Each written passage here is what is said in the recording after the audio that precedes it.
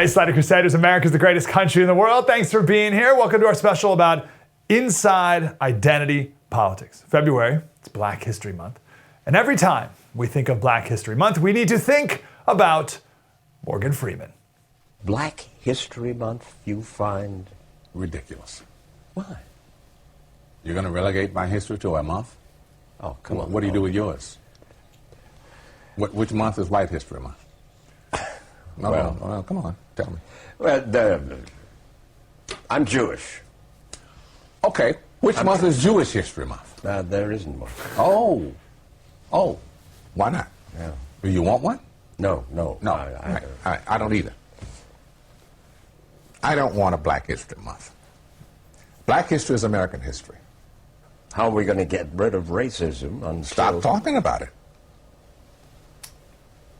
I'm going to stop calling you a white man. Yeah. And I'm going to ask you to stop calling me a black man. I know you as Mike Wallace. You know me as Morgan Freeman. Perfection. There's no such thing as race. There's no such thing as race. I hate even the concept of black. You know, today activists, they even use the word brown. Black and brown people. Hispanic people are known as brown people, but it's not just Hispanics. Like Filipinos and and Mexicans are brown. Like, it's unbelievable that the activists use that word brown people. Unreal. So we got to talk about this because that's a bold statement. There's no such thing as race. Where did it come from? Where did this idea of race come from?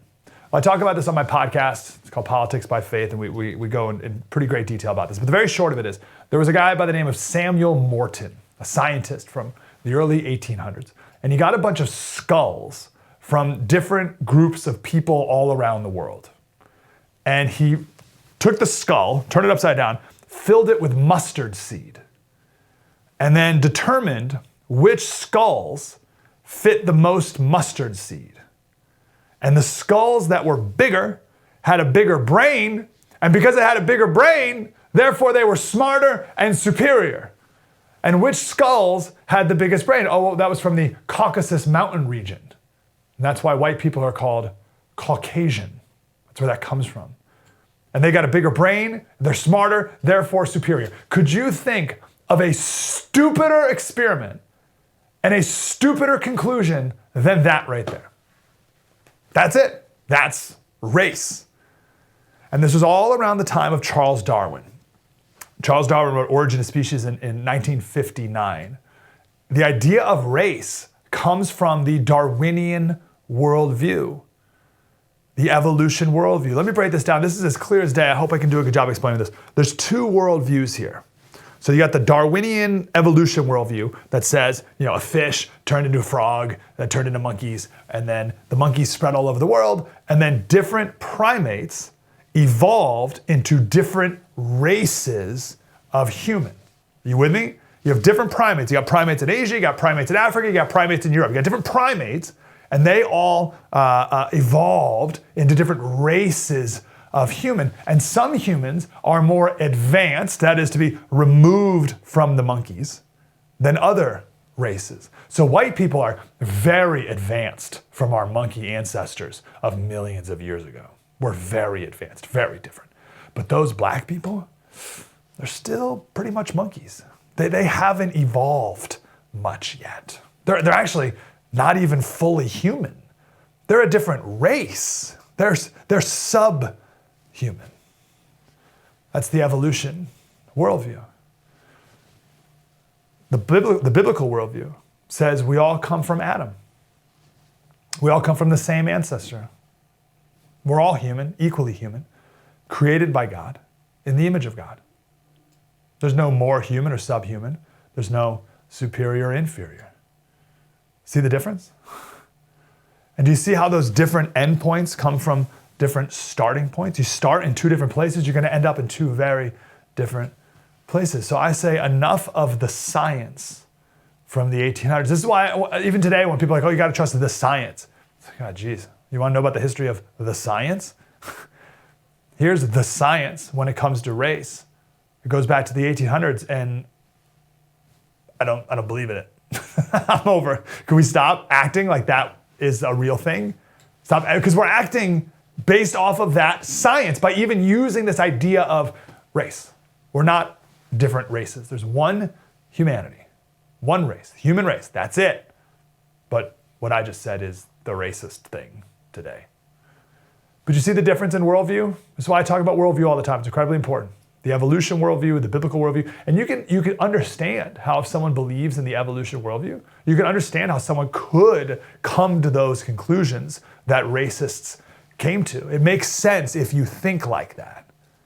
And I'm imploring everyone to stop thinking like that and instead take the biblical worldview. It says we're all from one. Let's talk about Black history. The 1619 Project. You're familiar with it by now. We're all up on it. They make two claims at the 1619 Project. This is what your kids are being taught in school today. Just the last few years, was it 2019 or 2020 or so it started? So just the last few years, this is now in every school. So your kids are taught two things from the 1619 Project. First, America was founded on slavery. Not 1776, but 1619, the day that the first slave was brought to the New World. So 1619, that was our true founding. And the Revolutionary War was fought to defend slavery in America. And obviously, that's not even close to true. And America must be defined today by this original sin of slavery. So we were founded on slavery. Our Revolutionary War was based off protecting slavery, and we must be defined today by slavery. That's the first thing of Black history, of 1619 Project. Second, is that every Black person today is a victim of the systems that racism, stemming back to the 1619, created in America.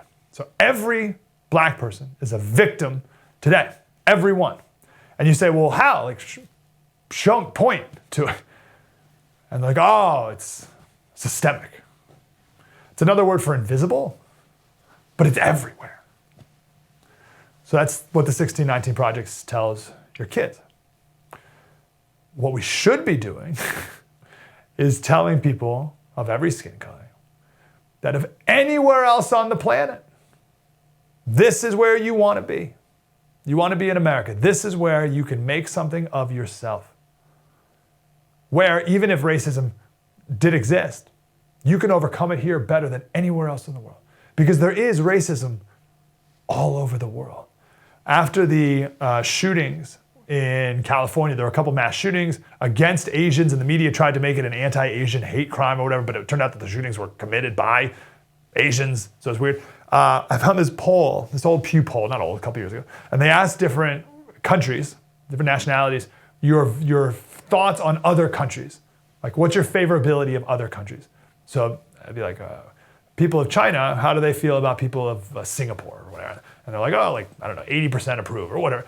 But the two outliers were Japanese people. Only 6% of Japanese people have a favorable view of the Chinese, and only 7% of Chinese people have a favorable view of the Japanese.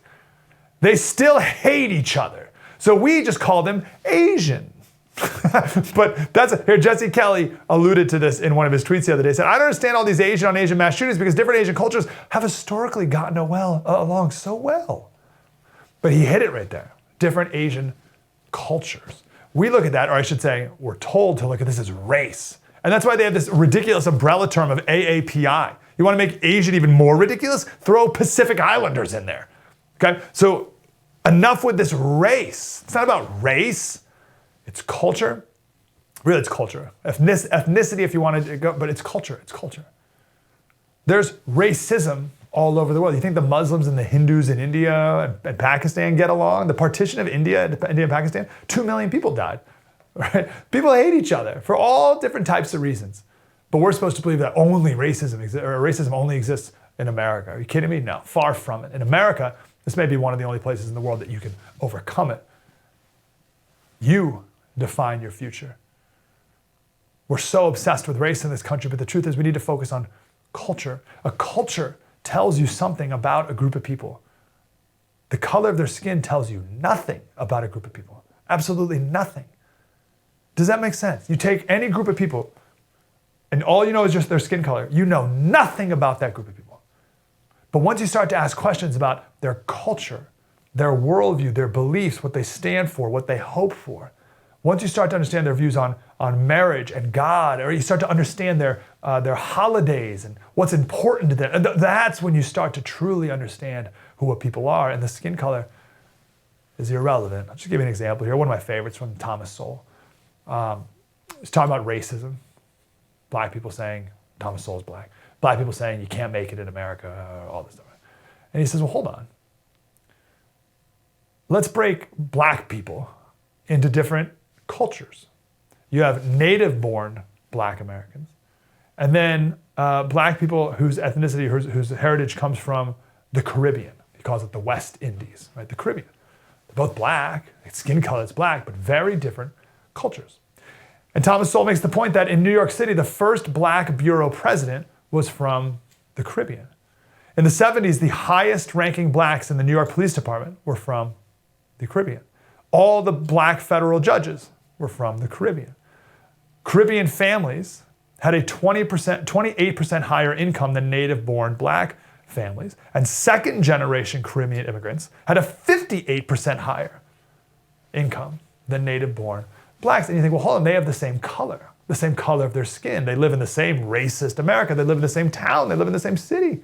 So wouldn't they be oppressed in the same way? You're telling me racist white people are racist against people from Detroit, but not people from Jamaica? Tell me how that makes any sense. Of course it doesn't, because we're not. We judge people by culture. But the activists keep wanting you to judge people by race and race alone. Also, black people, native-born black versus Caribbean, both have a history of slavery. If you go back, right? So what explains the difference? What explains the difference? Why did almost all the black store owners in New York City from the Caribbean? It's culture. Racism wasn't keeping black immigrants down. So why is it keeping black people from Detroit down? Last fact. Check out this list. These are ethnic groups in America, their average household income. So average household income in America broken down by different ethnicities. So if you look at the list, Indian number 1, look at the white people. So you got Australians are number 3, South Africans number 5, I guess we'll maybe assume that's white, I guess. Latvians and Macedonians are 8 and 9, Austrians number 13, right? But most of the ethnicities on this list are not white. Brown, the brown. You know the median household income of white families in America? $65,000 a year, which puts white people, if they were their own ethnic group, as the 76th poorest, we're 76 on the list of highest earning ethnic groups, white people, right next to Polynesians and Barbadians, and Brazilians and Laotians.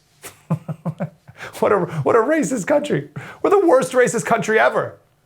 If you had whitey at the top and all the brown people at the bottom, you'd be like, oh, wow, that's a racist country. The white people are 76th. This needs to be the message of Black History Month. You ready? It's very simple. The message is, in the past, there was racism. Look at all the people who overcame it. In the past, there was racism. Look at all the people who overcame it, so you don't have to anymore. There was racism in the past. People played identity politics. It's a toxic, evil game. We don't do that anymore. There was racism in the past, and people overcame it so that you can have all the opportunities that you have today. Don't waste it. That's what we should be teaching for Black History Month. We should be teaching every American about Black people in our history. Because as Morgan Freeman said, Black history is American history. So we should be teaching about the story of Biddy Mason. Biddy Mason was born a slave. Her owners took her from Georgia across the country, ultimately to Southern California. In 1856, she and her family became free. She became a landowner, the first Black woman to own land in Los Angeles, 1856. She became a millionaire, created the first elementary school for Black children in Los Angeles, 1856. And you can't overcome today? Her favorite line was, if you hold your hand closed, nothing good can come in. The open hand is blessed, for it gives in abundance, even as it receives. Have you ever heard of Biddy Mason? Why not? Black history is American history. Why have you not heard that? It's a wonderful American story. They don't teach it in the 1619 Project. Biddy Mason's not in the 1619 Project curriculum. She's black. Why isn't she taught? How about Elijah McCoy? Elijah McCoy's parents were slaves. They fled from Kentucky to Canada on the Underground Railroad. He was born in free Canada, came back to America, worked on steam engines. He created 57 patents. He was an engineer, a scientist. Most of his patents were related to trains, but he also randomly invented the folding ironing board. So every time you use an ironing board, I want you to think of Elijah McCoy. Now, no one's for certain, but the story goes that an expression we all know was based on his name. He invented, I think we have a picture of this product. It's like this automatic train lubrication system, whatever. And a bunch of other people came in and tried to copy his invention, but they were no good. And the owners of the train lines said, these imitations are garbage. Get rid of these. I want the real McCoy. Have you ever heard of Elijah McCoy? Why not? Because you can't show examples of black people succeeding in the past. You can't do that. That would undercut the narrative that there's no hope for you. You can't tell black people today that there's no hope for you, but then also share the story of Elijah McCoy from 100 plus years ago. That doesn't, so they just don't show that history. They got to keep the narrative today that there's no hope for you, you need the government to help you. Bessie Coleman, she was born of sharecroppers in Texas, worked in the cotton fields herself. Later became the first black woman to get a pilot's license. It was 1921. That was 2 years before Amelia Earhart got hers. Give all of us heroes to look up to, not constant stories of oppression. Want to know how black history is American history? It's believed that the first person killed in the American Revolution was this guy, Crispus Attucks.